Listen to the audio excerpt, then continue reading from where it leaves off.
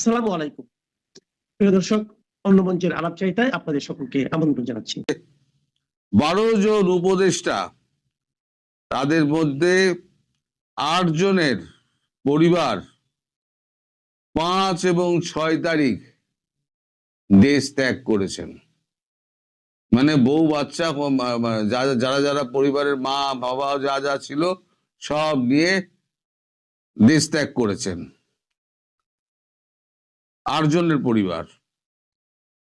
পুলিশের আইজিপি তিনি লাল পাসপোর্ট জমা দিয়ে দিয়েছেন এবং তিনি এটা বলে দিয়েছেন যে 13-14 তারিখে উনি বিদেশ যাবেন এবং তার জন্য তিনি রেজিগনেশন দিয়ে দেবেন ওই 13-14 আগেই, অর্থাৎ 12 তারিখকে ঘিরে সব এই সমস্ত কিছু হচ্ছে সব। এবারে আসি আপনার 9 জন উপদেষ্টা, তাগতওয়ার ভারী ভারী উপদেষ্টা, যারা সব মানে শুরুর দিকে আগস্ট মাস থেকে তারা যখন একবার ভাষণ দিতেন, মানে জাতির উদ্দেশ্যে বঙ্গবন্ধু যেরকম ভাষণ দিয়েছিলেন তাকে ছাপিয়ে গিয়েছে সেই ভাষণ, সে তারা যে ভাষণ টাষণ দিতেন।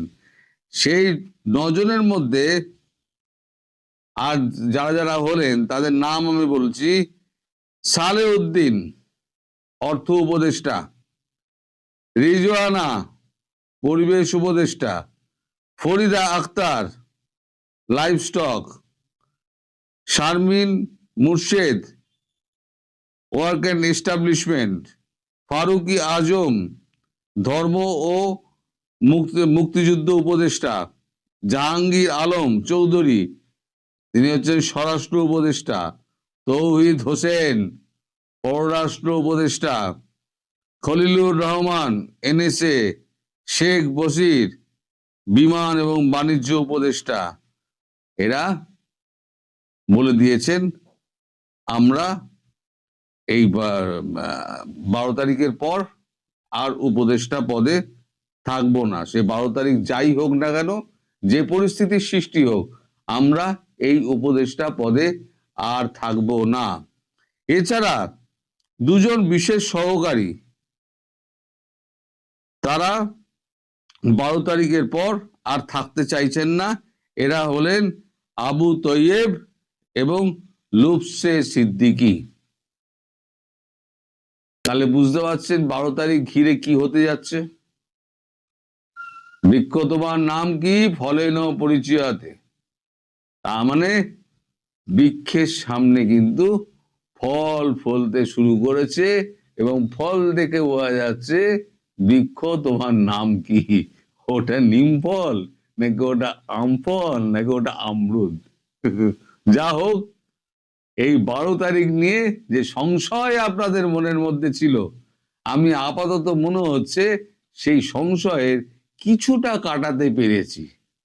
যে 75% ধরে নিন হচ্ছে না, আর 25% হচ্ছে। কারণ জামাত হুঙ্কার দিয়ে দিয়েছে যদি সরকারের অংশ না হতে পারি তাহলে নির্বাচন হবে না। আর তারেক বলেছে এইভাবে যদি নির্বাচন হয় তাহলে এই নির্বাচনে বিএনপি থাকবে না। অর্থাৎ তারেক রহমান বানচাল করুক অথবা আপনার জামাত বানচাল করুক, নির্বাচন বানচাল হচ্ছে। হলো, এটা আবার অ্যাডভান্স বলে দিলাম, নির্বাচন বানচাল হচ্ছে। সুতরাং আমাদের ওই ডক্টর ইউনূসের একটা ওই যে ঐতিহাসিক একটা পৃথিবী তাকিয়ে দেখবে এমন একটা নির্বাচন করার একটা মনোবাসনা ছিল না, সেই মনোবাসনায় জল ঢালা বলল। উনি আর পৃথিবীকে একটা ঐতিহাসিক নির্বাচন দেখাতে পারলেন না। বড় দুঃখ রয়ে গেল আমার। এই দুঃখ যে আমি কোথায় রাখবো দর্শক, এই দুঃখ আমার মানে যে আমার এই জীবনে এই দুঃখ যাবে না। তো যাই হোক, আপনারাও ধীরে ধীরে দেখতে থাকুন আর আপনারা আজকে লিখতে থাকুন সব গুজব। তারপরে 12 তারিখে দেখবেন সব ওই ফলেনও পরিচয়তে ফল বেরোতে শুরু করেছে, গাছ চিনতে পারবেন।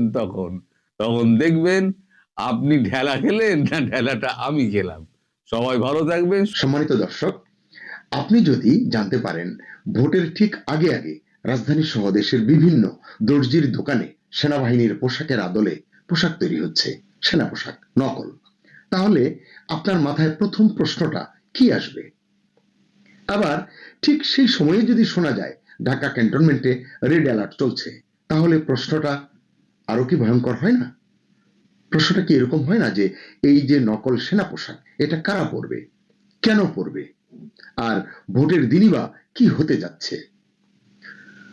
সুপ্রিয় দর্শক শ্রোতা, সবকিছু ঠিকঠাক চললে ভোটের আর মাত্র দিন তিনেক বাকি আছে। এই সময় হঠাৎ করে ঢাকা সেনানিবাসে রেড অ্যালার্ট কেন? সত্যি কি রেড অ্যালার্ট জারি করা হয়েছে? যদি হয়ে থাকে, কেন এই সিদ্ধান্ত নেওয়া হলো? সোশ্যাল মিডিয়ায় এটা নিয়ে চর্চা আছে। আইএসপিআর বা সেনাবাহিনীর তরফ থেকে এ বিষয়ে কিছুই পরিষ্কার করা হয়নি বলেই আমি জানি। তাই প্রশ্ন যে আসলে কি হচ্ছে ক্যান্টনমেন্টে? একটি সেনা সূত্র বলছে নির্বাচন ঘিরে সেনাবাহিনীর ভেতরে অস্বস্তি রয়েছে। বিশেষ করে মুক্তিযুদ্ধ বনাম জামাত ইস্যুতে মতভেদ এখন আর চাপা থাকছে না। আপনারাও জানেন আসলে এটা অনেক দিন ধরেই, এই যে বিষয়টি বললাম মুক্তিযুদ্ধ বনাম জামাত বা মানে পাকিস্তান ঘেঁষা সেনা কর্মকর্তা বা ওই মনোভাবের এইরকম দুটো বিষয় নিয়ে পরস্পর বিরোধী পরিস্থিতিটি আসলে ঘনীভূত হচ্ছে অনেকদিন ধরে। এই পরিস্থিতিতে সেনা প্রধান জেনারেল ওয়াকার সতর্ক অবস্থায় রয়েছেন বলে জানা গেছে। খুব স্বাভাবিক, নির্বাচন ঘিরে বাহিনীর ভাবমূর্তি প্রশ্নবিদ্ধ হলে এটির দায়ভার তো তাকেই নিতে হবে নাকি? এই কারণে হয়তো তিনি সতর্ক রয়েছেন, এতে দোষের হয়তো কিছুই নেই। এরই মধ্যে সোশ্যাল মিডিয়ায় ছড়িয়ে পড়েছে একটি ভিডিও। তাতে স্পষ্ট হয়ে উঠেছে, মানে ভিডিও ক্লিপ, এতে স্পষ্ট হয়েছে নির্বাচনের আগে সেনাবাহিনীর পোশাকের মতো ইউনিফর্ম বানানো হচ্ছে দর্জির দোকানে, এবং সেই পোশাক পরে কিছু তরুণ এখানে সেখানে মহড়াও দিচ্ছে। এরকম একটি ভিডিও ক্লিপ রয়েছে আমার সংগ্রহে। আমি সঙ্গত কারণেই এটি প্রকাশ করলাম না, তবে প্রয়োজন হলে এটি আমি ডেসক্রিপশন বক্সে বা কমেন্ট সেকশনে দিয়ে দেব। বেশ কয়েকদিন হলো আমি এই সংক্রান্ত যে ভিডিও ক্লিপটি দেখেছি এটি নিয়ে ভাবছিলাম, অপেক্ষা করছিলাম সরকার বা সেনাবাহিনীর তরফে এ নিয়ে কিছু বলা হবে, এটি প্রত্যাশা করছিলাম। কিন্তু না, সরকারিভাবে এই পোশাকগুলো কার জন্য, আদৌ সত্যি কিনা, হচ্ছে কিনা, কেন দর্জির দোকানে এভাবে তৈরি হচ্ছে, তার কোনো ব্যাখ্যা পাওয়া যায়নি, অন্তত আমি দেখিনি। কিন্তু অভিযোগের ভাষ্য তো ভয়াবহ। এই পোশাক পরে কোনো গোষ্ঠী নাকি ভোটের দিন ভয় দেখাতে পারে। আচ্ছা, কাকে ভয় দেখাবে? নিশ্চয় ভোটারদের। কোন ভোটারদের? যে ভোটারের ভোট আমি পাবো না তাকেই তো ভয় দেখাবো, তাই নয় কি? দর্শক, আপনারা কিন্তু বিষয়টি বুঝতে পারছেন। এছাড়া কেন্দ্র দখল বা ইলেকশন ইঞ্জিনিয়ারিং এও নাকি নামতে পারে ওই গোষ্ঠীটি। এটা যদি সত্যি হয় তাহলে প্রশ্নটা শুধু নির্বাচন নয়, রাষ্ট্রীয় নিরাপত্তা নিয়েও কিন্তু ওঠা স্বাভাবিক। সেক্ষেত্রে সরকার কি পদক্ষেপ নিচ্ছে, দেশের নাগরিক হিসেবে এটি আমাদের জানবার অধিকার রয়েছে। আর ইলেকশন ইঞ্জিনিয়ারিং নিয়ে চারদিকে তো কথা হচ্ছে অনেকদিন ধরে, গত বেশ কিছুদিন ধরে হচ্ছে। আপনার কি মনে হয় এই যে ইলেকশন ইঞ্জিনিয়ারিং এর কথা হচ্ছে, একে অন্যের দিকে আঙুল তুলছে, গণমাধ্যমে আসছে যে অমুক দল ইলেকশন ইঞ্জিনিয়ারিং করছে বা করতে পারে ইত্যাদি ইত্যাদি, কারচুপির কথা তো আছেই, এই অভিযোগ পুরনো। তাহলে এটা কারা করতে পারে? তখনই প্রশ্ন আসে যে কারা এই বিশেষ কৌশলে এগিয়ে আছে। এটি একটি গুরুত্বপূর্ণ ইঙ্গিত। মজার বিষয় হচ্ছে নির্বাচনে অংশ নেওয়া, আমি যদি প্রধান তিনটি ধরি, যে বিএনপি, জামাত, এনসিপি কেও যদি ধরি, তরুণ নেতা হিসাবে এবং প্রধান উপদেষ্টা ইউনূসের অত্যন্ত পছন্দের দল হিসেবে এই দলের তরুণ নেতাদের প্রতি তার যে স্নেহ, এইসব বিবেচনা করি, কিন্তু এই তিনটিকে আমি বিবেচনায় আনলাম আজকের আলোচনার জন্য। এখন এই তিনটি সক্রিয় শক্তিই বলছে ইলেকশন ইঞ্জিনিয়ারিং হচ্ছে বা হবে। যেমন এনসিপি নেতা নাহিদ বলছেন এই ইঞ্জিনিয়ারিং এর পেছনে আছে সরকারি প্রশাসনিক নেটওয়ার্ক। বিএনপির একাধিক নেতাও এই বিষয়ে কথা বলছেন, তোপ দাগাচ্ছেন। জামাতই আলোচনায় পিছিয়ে নেই, অর্থাৎ একে অন্যের ঘাড়ে বন্দুক তাক করে সমালোচনাটি করছেন। তবে রাজনীতির বিশ্লেষকরা বলছেন ইলেকশন ইঞ্জিনিয়ারিং প্রশ্নে জামাতের দিকেই নাকি অনেকে অভিযোগের আঙুল তুলছেন। কারণ কি? তারা বলছেন বর্তমান প্রশাসনে জামাতের শক্ত অবস্থান রয়েছে, এটি আমরা অনেকেই জানি। এছাড়া জামাতের অর্থনৈতিক সক্ষমতার বিষয়টিও সর্বজন বিদিত। আর তারা আসলে পরিকল্পিতভাবে কাজ করতে পারে, করছে ইতিমধ্যে। এখন পর্যন্ত যেটি দেখা গেছে, নির্বাচনকে ঘিরে অত্যন্ত কৌশলী পদক্ষেপে জামায়াতে ইসলামী এগিয়ে চলেছে, যে কারণে তারা নিজেদেরকে ক্ষমতার দাবিদার করে তুলতে পেরেছে। আন্তর্জাতিক মহলে নিজেদের গ্রহণযোগ্যতার বিষয়টি তারা মোটামুটি প্রতিষ্ঠিত করতে পেরেছে। কূটনৈতিক মহলে, বিশেষ করে যুক্তরাষ্ট্র মোড়ল যারা, বিশ্ব মোড়ল, তাদের কাছেও তাদের এক ধরনের গ্রহণযোগ্যতা তৈরি করেছে বলে একটি প্রচারণা কিন্তু স্টাবলিশড হয়েছে। এটি কতটা সত্যি ভেতরের ঘটনা কিন্তু আপনি আমি কেউ সেভাবে বলতে পারবো না, কিন্তু আওয়াজ, বয়ান এটি কিন্তু তৈরি হয়েছে। এছাড়া মাঠ প্রশাসনে উল্লেখযোগ্য সংখ্যক ডিসি, এসপি এরা যে জামাত ঘেঁষা বা জামাতের সদস্য বা জামাতের প্রতি তারা অনুরক্ত, এটা কিন্তু অনেকেই আমরা আলাপ আলোচনা করি। সত্য মিথ্যা হচ্ছে অন্য বিষয়। পাশাপাশি প্রশাসনে জামাত ঘেঁষা কর্মকর্তাদের উপস্থিতি, এটিও খুব আলোচনার বিষয়। এই সবাই মিলে এই যে ইলেকশন ইঞ্জিনিয়ারিং প্রশ্নে জামাতকে আসলে অভিযোগের কেন্দ্রে তুলে এনেছে বা অভিযোগের কেন্দ্রে রাখছে। সত্য মিথ্যার কথা তো হলো পরীক্ষা নিরীক্ষার শেষে বলা যাবে, তদন্ত শেষে বলা যাবে, কিন্তু আলোচনাটি এখন এরকমই। এমনকি আপনারা এটিও শুনেছেন বিভিন্ন, বিশেষ করে সোশ্যাল মিডিয়ায়, সেনা প্রধানের জামাত ঘনিষ্ঠতার কথাও অনেকে আলোচনায় টেনে আনেন।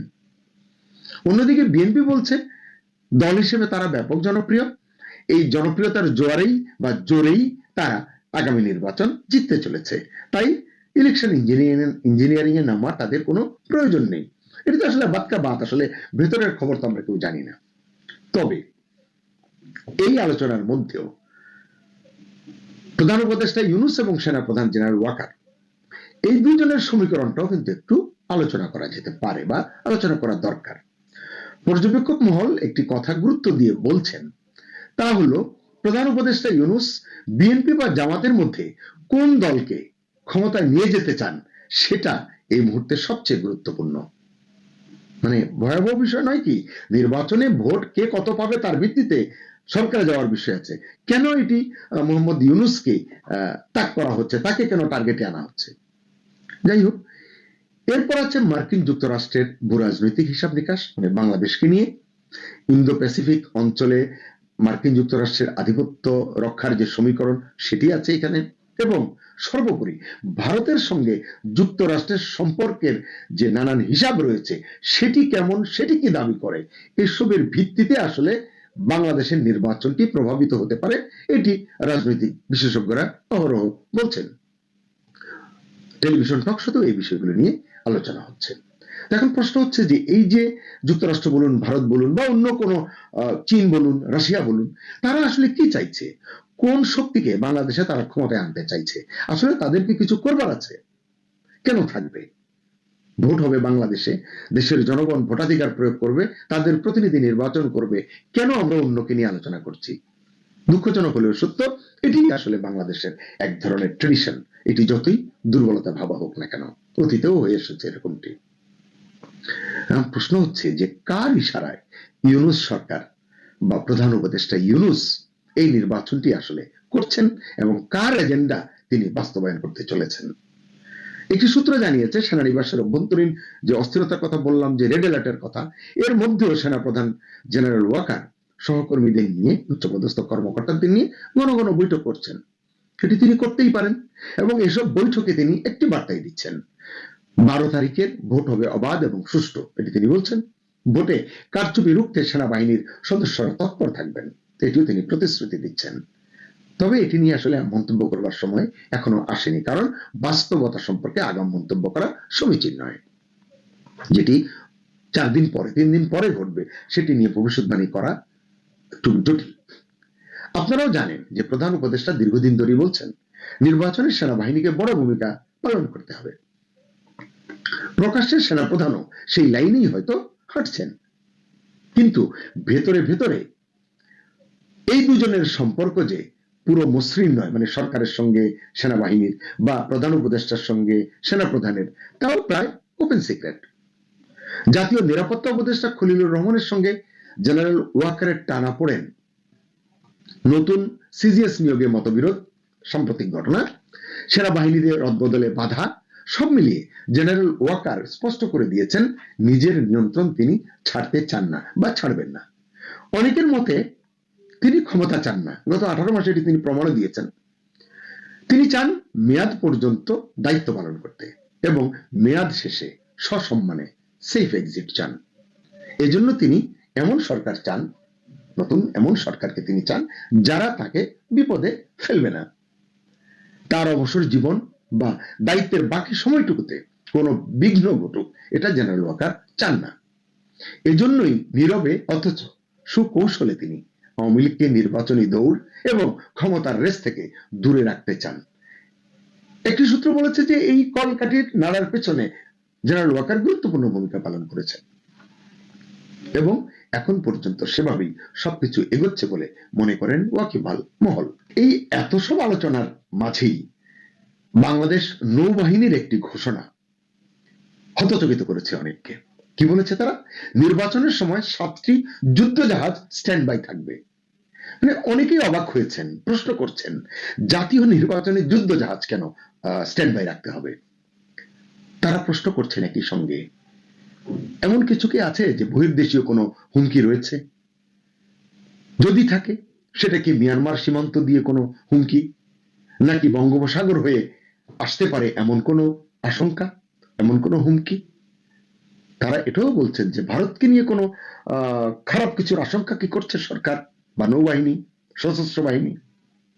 সত্যিই যদি এই বিষয়ে কিছু থাকে, দেশের মানুষকে সেটা জানানো হচ্ছে না কেন, এটিও একটি বড় প্রশ্ন।